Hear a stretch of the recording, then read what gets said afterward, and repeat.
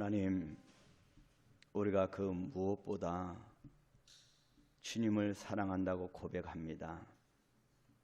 근데 우리가 주님을 사랑하는 것보다 주님이 우리를 사랑하는 것이 얼마나 큰지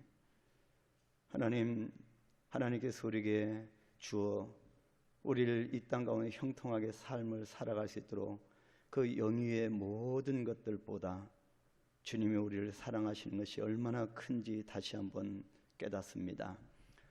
하나님, 우리 발걸음마다 동행하시고 감당할 능력을 허락하시고 하나님을 향하여 날마다 다른 박질을 할 수 있도록 그 능력도 주시니 참으로 감사합니다. 오늘 이 순간에도 끊임없이 우리를 사랑하시고 우리의 고통과 우리의 질고를 알고 보고 계시는 주님의 그 크신 사랑 앞에 우리도 우리의 모든 것을 내려놓고 헌신합니다. 하나님 아버지여, 모든 배와 그물을 육지에 버려두고 주님을 즉시 따라가는 우리의 사랑 고백이 있도록 이 아침에도 축복하여 주옵소서. 온전히 우리 인생의 끝자락에 오직 예수만 보일 수 있도록, 오직 십자가만 붙들 수 있도록 주여 축복하여 주옵소서. 예수님의 이름으로 기도하옵나이다. 아멘. 오늘 빌립보서 3장 4절과 5절 두 절 우리 같이 합독합니다.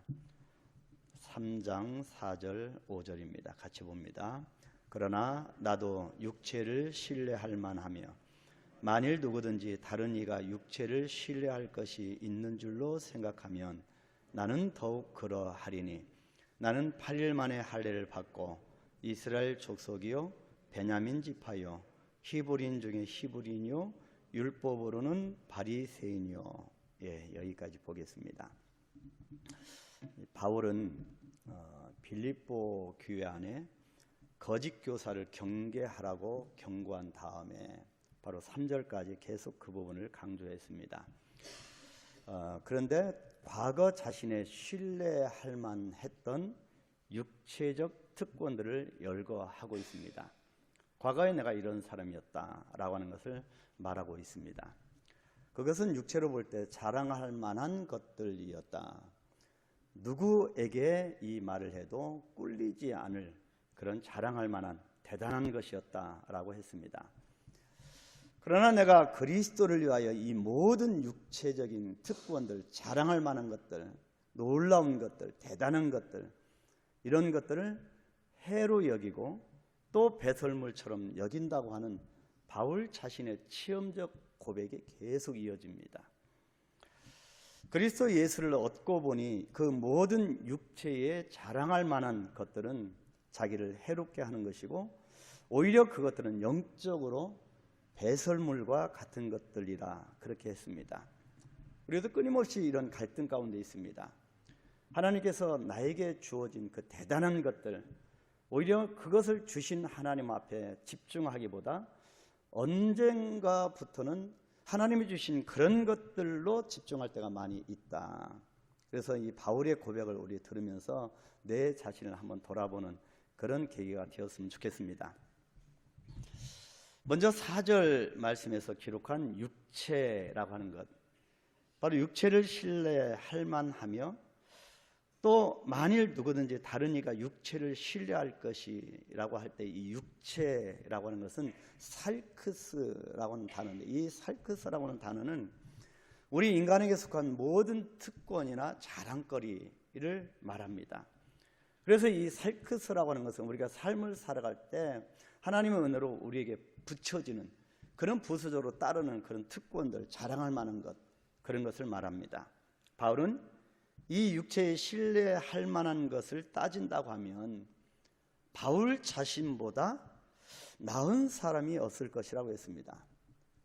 그러나 바울이 이런 말을 하는 것은 자신이 그 모든 육체적인 특권들을, 이런 자랑할 만한 것들을 버렸다라고 하는 말을 하기 위해서 도입을 합니다. 그렇다면 바울에게 있어서 신뢰할 만한 육체적인 특권들은 무엇이 있었을까? 바로 이것들을 버리기란 그렇게 쉬운 것이 아닙니다. 우리의 삶을 살아가면서 하나님의 은혜 가운데 붙여졌던 그런 놀라운 명예스러운 이름들, 그런 업적들, 우리가 이루어놨다라고 생각하는 그 자랑거리들 참 많이 있습니다. 근데 주님을 깊게 깨달으면 깨달을수록 이것이 별거 아니다. 주님에 비해서 견딜 수 있는 그런 것들이 아니다. 배설물이다. 그렇게 바울은 깨달았습니다. 먼저 바울은 태어난 지 8일 만에 할례를 받았던 특권이 있었습니다. 오늘 우리가 읽은 5절 상반절에 나는 8일 만에 할례를 받고, 여러분 8일 만에 태어난 지 8일 만에 할례를 받았다고 하는 것은 대단한 특권입니다. 바로 이 말은 하나님께서 아브라함에게 내린 명령이었습니다. 창세기 17장 12절을 찾아보니까 너희의 대대로 모든 남자는 난지 8일 만에 할례를 받아야 한다라고 기록되어 있습니다. 이 명령은 아브라함의 자손들인 이스라엘에게 대대로 이르는 불변에 바뀔 수 없는 언약적 법칙으로 반복되었습니다. 계속 이 말씀을 하나님이 아브라함에게 이 이스라엘 백성들에게 말씀을 합니다. 바울은 이 말을 함으로 자기는 이스마엘 자손이 아니고 정통적인 이삭의 후예였음을 말하고 있는 것입니다. 왜냐하면 창세기 17장 25절에 보니까 이스마엘은 13세 때에 할례를 받았기 때문입니다. 적자 이삭과 그 자손들은 난지 8일 만에 할례를 받습니다. 바로 이것은 율법의 명령이었습니다. 나는 난지 8일 만에 할례를 받은 사람이다 라고 하는 것은, 이 바울의 이 주장은 자기야말로 순수한 정통적 아브라함의 후손임을 알리기 위함이었습니다. 순수한 혈통적 특권을 드러낸 말입니다. 두 번째는 이스라엘 민족 출신이라고 하는 특권이 있었습니다. 여기 보니까 이스라엘 족속이요 그렇게 고백합니다. 여러분, 여기 이스라엘이라고 하는 명칭은 여러분도 아시다시피 야곱이 하나님과 씨름한 후에 하나님에 의해서 특별히 계명된 축복의 이름이었습니다. 축복의 대명사가 이스라엘이라고 하는 이름입니다. 이 이스라엘이라고 하는 이름은 하나님과 및 사람들과 겨루어 이겼다라고 하는 뜻이었습니다. 이 이름은 후에 에돔 족속에서 구별된 야곱의 족속을 말할 때 쓰여지는 단어였습니다. 에돔 족속이 아니라 야곱의 족속이다. 아브라함의 아들 이삭에게는 두 아들 야곱과 에서가 있었습니다. 이 야곱과 에서가 있었는데 에돔은 에서의 후예였습니다. 지금 바울은 자기 자신은 아브라함의 후예 중에서도 에서의 후예로 이어진 에돔의 후예가 아니라 아브라함과 이삭과 야곱, 곧 이스라엘로 이어지는 정통적 적자의 후손임을 말하고 있는 것입니다. 그래서 내가 이스라엘 족속이요 라고 하는 것은 우리가 단순하게 볼 부분이 아닙니다. 바울은 선조의 족보를 따져도 자신이야말로 역사와 전통의 후예라고 지금 말을 하고 있는 것입니다.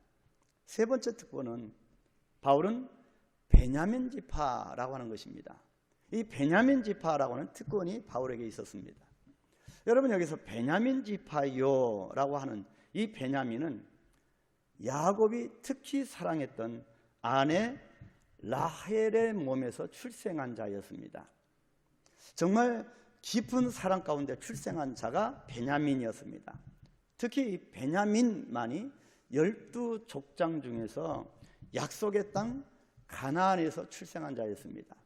젖과 꿀이 흐르는 이 귀한 땅 가나안에서 젖과 꿀이 흐르는 출생으로 그렇게 태어난 자가 베냐민이었습니다. 12명 중에서 유독 이 베냐민만 가나안 땅에서 태어났다. 바로 더욱이 이스라엘의 초대 왕 사울이 바로 이 베냐민 지파 출신이었습니다. 그리고 유다가 남북으로 분열되어서 10지파가 여로보암 북이스라엘 편으로 여로보암 편으로 따라가 버렸을 때도 남유다에서 솔로몬의 아들이었던 르호보암과 함께 충성을 다한 지파였습니다. 그렇기 때문에 이 베냐민 지파라고 하는 것은 충성의 대명사였고 순종의 대명사였습니다.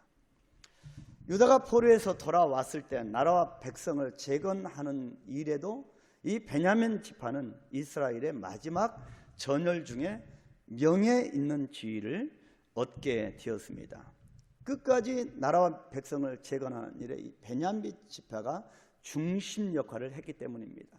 그 정도로 우직하고 태어날 때부터 젖과 꿀이 흐르는 땅에서 축복을 받고 또 충직했고 순종했고 그렇게 충성을 다했고 하나님의 백성들을 재건하는데 끝까지 그렇게 중심 역할을 한 사람이었기 때문에 그런 지파였기 때문에 결국에는 이 모든 이스라엘 지파 중에 명예 있는 지위를 얻게 된 것입니다. 여러분, 유대인이 받은 큰 명절들이 있는데 그 명절들 중에 하나가 불임절이었습니다. 그런데 이 불임절 축제의 중심 인물이 유대인인 모르드게입니다. 그런데 이 모르드게도 바로 베냐민 지파 출신이라고 하는 거지요. 그렇다면 이 베냐민 지파는 하나님의 구속 역사에 중요한 역할을 했던 지파다.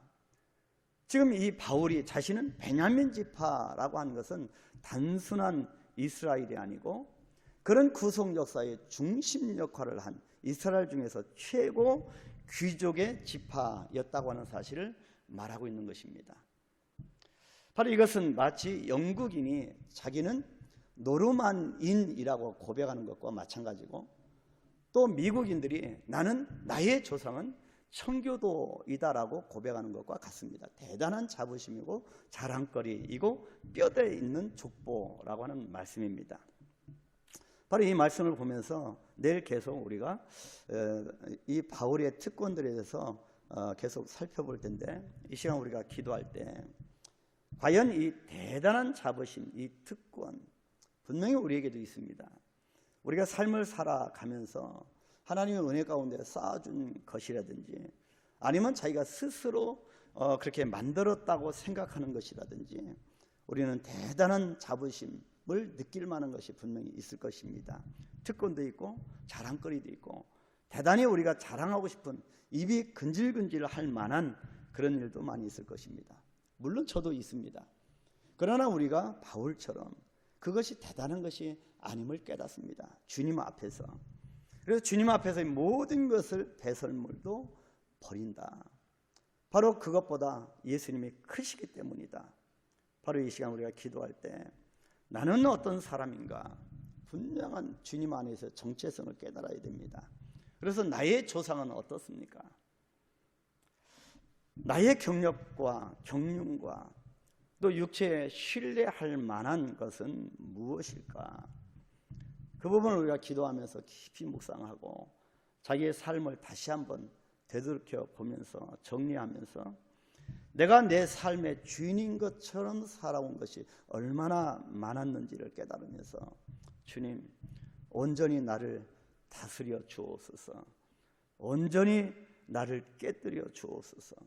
바울처럼 내가 사는 것이 아니라 그리스도가 살기 때문에 나는 죽고 그리스도로 살 수 있도록, 그래서 나의 모든 이 자랑할 만한 것이 나를 위한 것이 아니고 진정으로 주님으로부터 오는 것을 깨닫고 확신을 가지고 내가 일에 최선을 다함으로 베냐민 지파처럼 그래서 하나님 앞에 영광을 올려드릴 수 있도록 모든 우리의 관점이 바뀔 수 있도록 삶의 인생 목적이 바뀔 수 있도록 나를 강력하게 붙들어 주옵소서. 그렇게 기도하시겠습니다. 그리고 우리가 기도할 것은 김선영 지사님 영국에 지금 가 있는데 그 외할아버지가 소천했다고 합니다. 그 가족 축복하시고 아직도 예수를 안 믿는 가족들이 있는데 축복하시고 이번 계기를 통하여 인생의 목적이 무엇인가를 깨닫고 주님 앞에 돌아올 수 있도록 기도해 주시고, 또 저는 오후에 이 한강 신도시 지역에 말씀드렸듯이 연합을 위해서 우리가 각 교회가 개개주의를 벗어나서 연합으로 우리가 한강 신도시 김포 일대에 기독교 문화를 전파하고 같이 우리가 영적인 전선을 같이 구축을 해서 이 복음화할 수 있도록 이 한강 신도시가 정말 경건하고 기독교가 강한 도시로 만들 수 있도록 몇몇 목회자들이 뜻을 모았습니다. 오늘 5시에 모이는데 기도하고 모든 논의를 할 것입니다. 그래서 우리가 교회들이 같이 뭉쳐서 같이 내 교회만 부흥되는 것이 아니라 같이 우리가 이 지역의 복음화를 위해서 쓰임받은 그런 것을 논하게 될 것입니다. 세상은 자꾸 갈수록 분열의 역사를 보여줍니다. 우리 교회는 같이 뭉쳐서 그리스도의 한 형제 지체로 같이 하나님 나라를 확장할 수 있도록 그런 지혜와 능력과 은혜를 베풀어 달라고.